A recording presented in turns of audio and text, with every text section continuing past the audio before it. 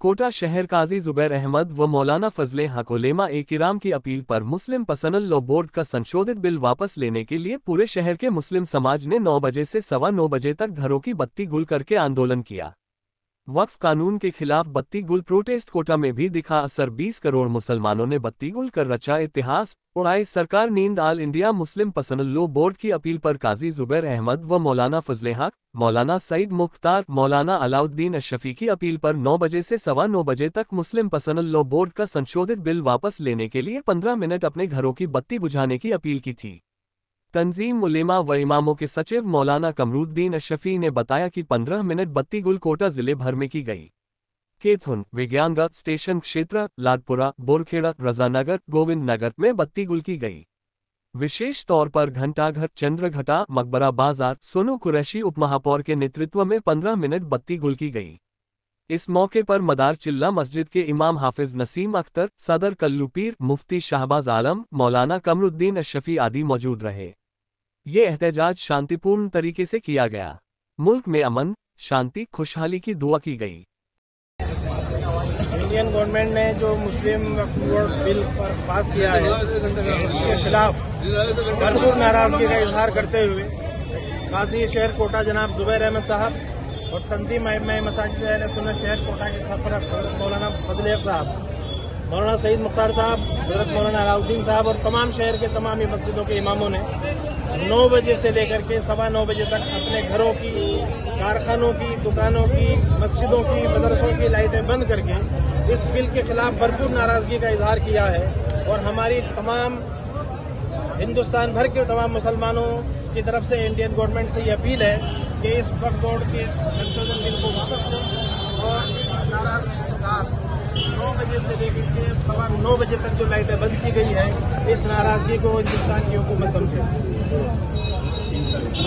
इस शाहबाज आलम आज जो लाइट बंद का प्रोग्राम रखा गया है, वो आज आप देख रहे हो घंटाघर इलाका और जितने भी मुस्लिम इलाके हैं सभी में 100% सभी लोगों ने अपनी इच्छा से लाइट बंद की है और हिंदुस्तान की सरकार से मांग की है कि वो अपने इस कानून को वापस ले और जो वक्फ का अधिकार है वो मुसलमानों के हाथ में ही रहने दे।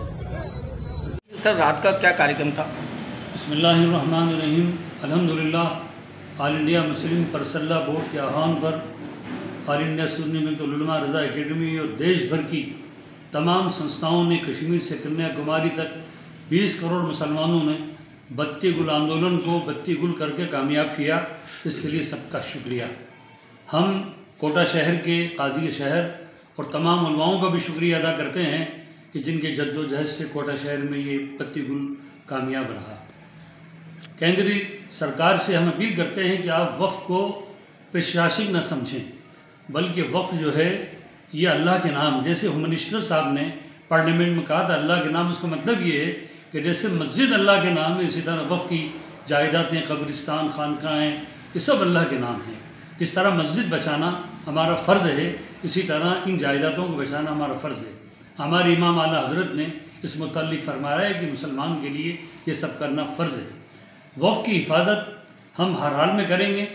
हमें खुशी है कि हमारे कोटा बूंदी लोकसभा क्षेत्र के सांसद जनाब उमिल्ला साहब हैं। इस तरह पार्लियामेंट के अंदर आप निष्पक्ष होकर सबकी आवाज़ गवर्नमेंट तक पहुंचाते हैं। हम तो समझते हैं कि कोटा बूंदी की आवाम पार्लियामेंट है और उसके स्पीकर आप हैं।